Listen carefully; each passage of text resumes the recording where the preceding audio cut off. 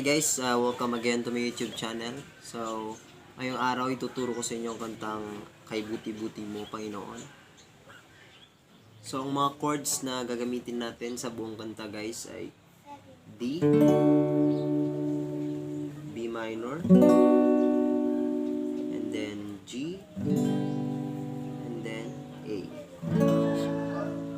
So, ulit, D, B minor, and then G, at saka A.